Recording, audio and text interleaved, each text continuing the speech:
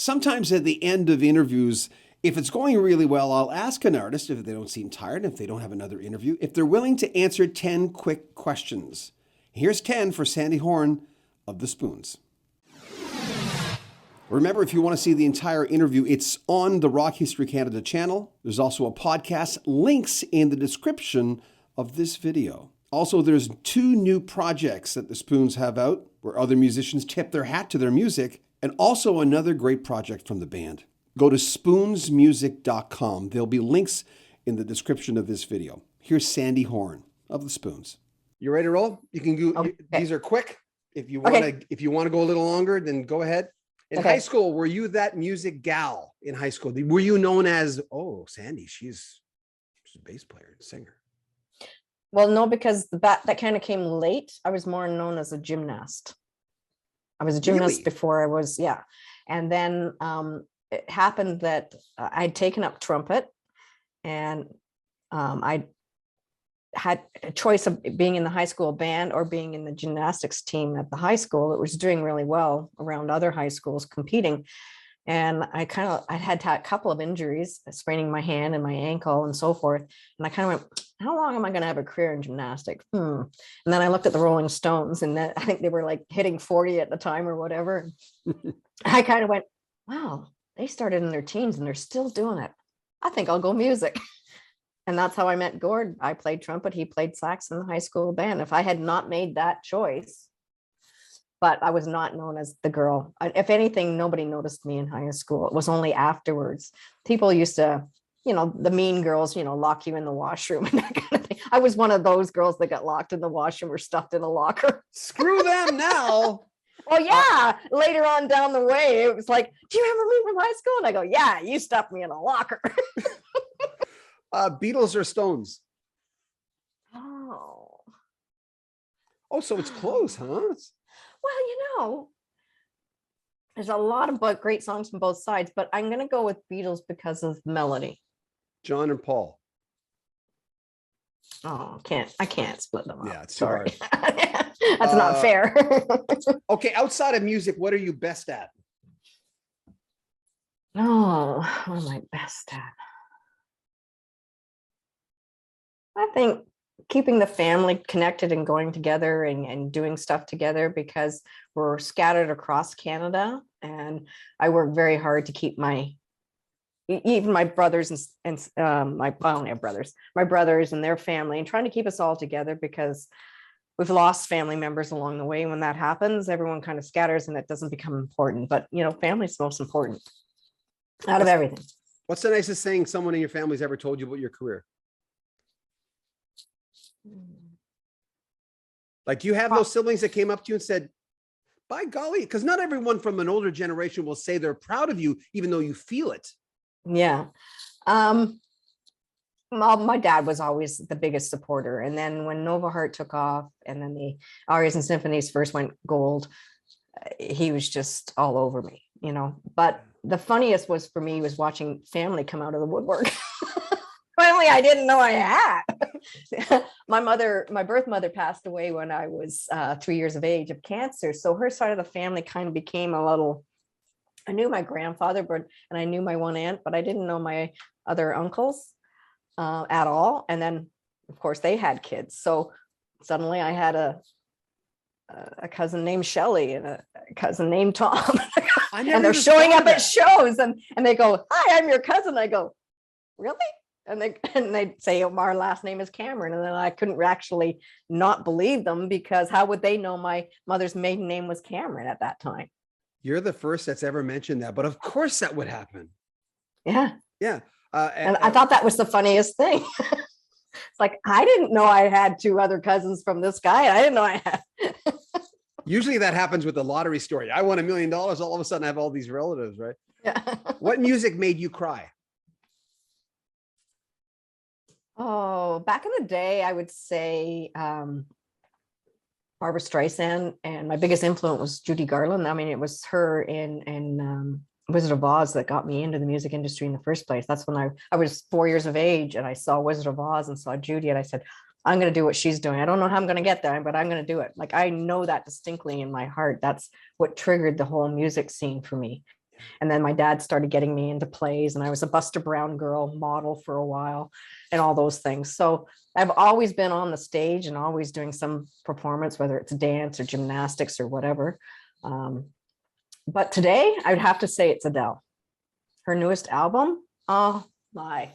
Isn't that crazy? I didn't expect that. I just watched, I think it was on Netflix, or maybe it was Crave. Her special for the release with Oprah. Oh, my husband and I just bawled our eyes out. She's so funny and totally to the heart.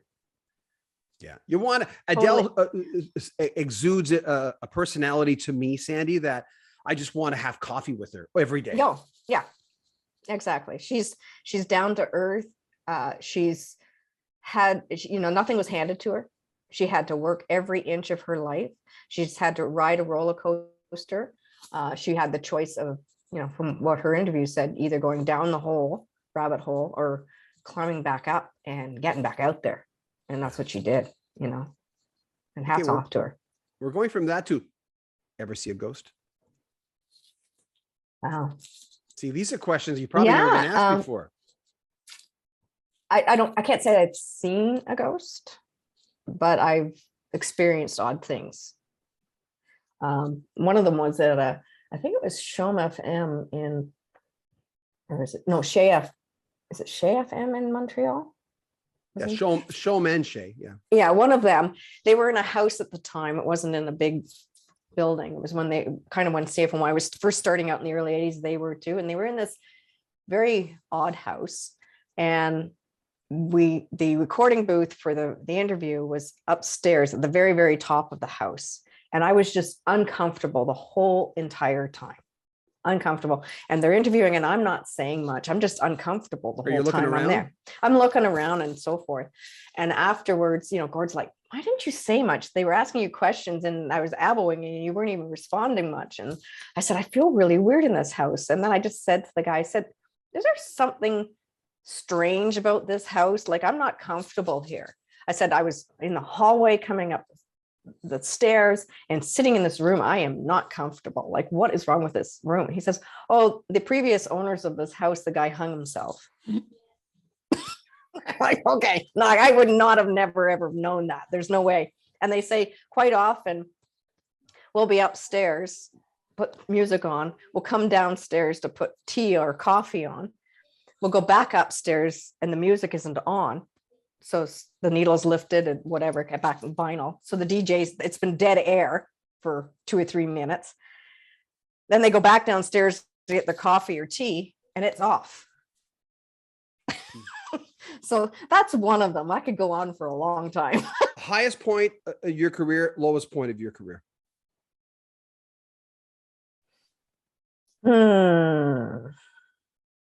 Highest point. Geez, that's a hard one because there's a lot of. Has there been a moment when you look out into the stage? Sorry to interrupt you. You look out in the stage and you go, because sometimes artists will say that, here I am and I'm in front of these people or I'm opening up for whatever. And I'm going, yeah, this is pretty good. Or other artists will say, yeah, when I got the big check in Canada, you can go golden ride the bus. I know, but. I don't think it would be in any way form of money. It would be probably like Ontario Place at the Forum and the police picnic, that big first hurrah of going, oh my goodness, we might actually be able to do this. That is. And I think my lowest point was when Derek and Rob left. Yeah. It was kind of like, part of a divorce or losing 2 brothers. But over time, they've come back for anniversaries and we're still in conversation and talking to one another and we're still friends and we went to each other's weddings and that kind of thing. So it's still good, but it's just, when they get up on stage every once in a while with us, there's that immediate gel that just comes out of nowhere and you go, I miss that so much. Yeah. Starstruck moments, the biggest artists that I've talked to the up and comers, they all have that little kid still in them, that whether it's Robert Plant or Paul McCartney or Elton John for me. Was there a moment where you were backstage or anywhere where you went, I can't believe I'm talking to this person who's in front of me? Do you ever have a starstruck moment? I would have to say it was with Sting. Yeah.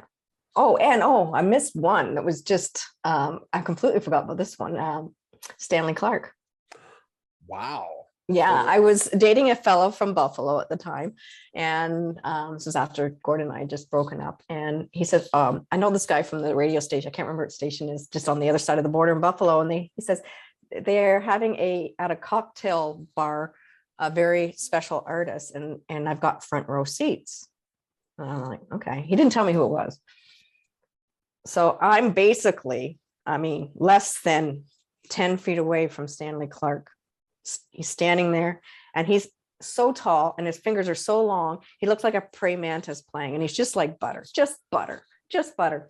And afterwards, I was able to go backstage and meet him. And I'm just like, oh my God. And I'm like, I'm a bass player too. And he looked at my hands, and his hands are like this much bigger than mine. And he goes, I hope you're having fun with that. Meaning my hand size. We laughed, he says, oh, good luck with that, like, because my hands are so small, he says, you must have to lift to play. And I said, yeah, I do, because he can just go like, and he pretty much doesn't have to move. But with me, I have to jump on the neck. Do people mention Jaco Pastorius to you? They do. I've listened to his stuff. He's amazing. It's unfortunate. Another great musician we've lost. Amazing. The fretting, like the guy never tuned. He never tuned his bass. He would just get on the bass, and wherever the sound would flow, it could be so far off the E, it didn't matter. He'd still find his way around and still make it sound good. I do have a fretless bass, and I do have a stand-up bass, but I'm nowhere near what he was back in the day. Okay, two more. What's the craziest thing a fan's ever done to Sandy Horne? You must have got some wild letters in the 80s. That's all I'm saying. I'm just going to leave it there. The strangest and probably the most unsafe I ever felt was there was a fan that went a little derailed and became stalker. And he insisted, he's from our high school. He dated an old girlfriend of mine. I never dated him. And her parents had to get a restraining order because he went a little wacko on her.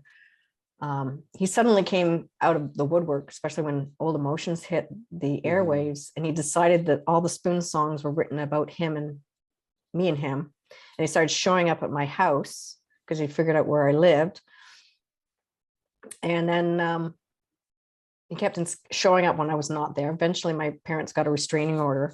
And when the police went to his house, he had posters of the band and me and all over his walls. And police said, oh yeah, we're putting a restraining order. He's a little obsessive here. And then one time he showed up again in the middle of the night, like 2:00 in the morning, waking my parents up. And my dad could have sworn he could see a shotgun down the side of his coat. Yeah. So that was a little scary. And he wasn't supposed to cross the property. So then again, the police got involved. And then one day I was home after a tour. It was like a Monday or Tuesday, because it would usually be the only time I was home. I was kind of in my track pants. I had no makeup on. My hair was not big. It was flat. It was like, just came out of the shower. And he arrived at the door and he goes, is Sandy Horne home? And I'm like, okay, you don't even know who I am and you're asking for me. And I go, no, I'm sorry. She's not home right now. And he goes, oh, you must be her sister. And I'm like, yeah, I'm her sister. Okay. Oh, obviously you don't know enough about me that I don't have a sister. And so he just left, and I was like shaking. And then, my stepmom came home and she says, what's the matter? I said, that weirdo guy just showed up again. And I'm just going to give his first name. It was Chris. And so we called the police again, and he was taken, he was detained overnight and all that stuff. So and eventually I found out he committed suicide, and my pictures were still, it's unfortunate, but scary. Was talking to Kathy Valentine of the Go-Go's a little while ago, way before the Rock and Roll Hall of Fame, and the stories that they had was insane, crazy. And I didn't even actually, whenever you ask a woman this question, you get the guys go, yeah, pennies and stuff for Christmas. I got a lock of hair once at the CFRN in Edmonton, CKXM, their FM station next door. I was on a log cabin. She gives me a lock of hair. And don't get me wrong, it's strange. As a 26-year-old man, I was going through a divorce, and I looked at her. She gave me the box. I'm going, holy, it's like she's the most beautiful thing I've ever seen. I go, okay, thanks. She says, here's the delivery for you. I go and open, and it's a lock of her hair. And I could tell. And I remember going, it's strange, even at 26, men at that age, there was not a cell in my body that would have gone anywhere near that person. I'm going, no. I know enough that's danger. Stranger danger. One last one. I was just going to say, go ahead. Strange thing that a fan asked me to ever do was sign their Bible.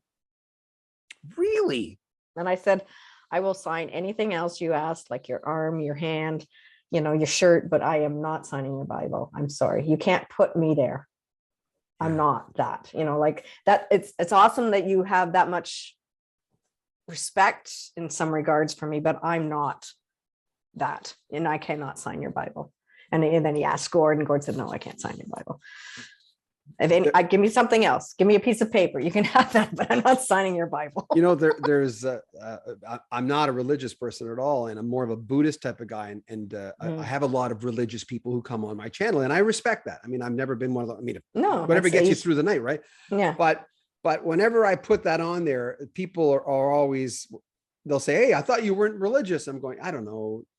It's something that's important to most people, and I want to present it. I asked George Benson what it was like being a Jehovah's Witness. I didn't know he was Jehovah's Witness until 5 minutes before the interview. And he went on for half an hour. I'm going, well, there's a good sound clip. Last one. Okay, I'm coming up to you. I'm the biggest executive in the world. I want to know who Sandy wants to work with. Okay, you've got a year. You can work with this person. Who'd you like to work with? Carte blanche. I'd go back to working with Niall again. Really? Yeah. He brought some of the best things out of me as a performer.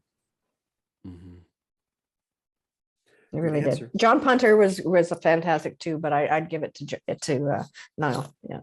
Remember, links to all the new Spoons music in the description of this video. I want to thank Sandy, and if you want to see the entire interview, well, it's also in the links of this video. It's on this channel, and there's a podcast, and there'll be links for you there as well. Make sure you comment on our video, subscribe to our channel, and share our videos. I'm John Beaudin. This is Rock History Canada.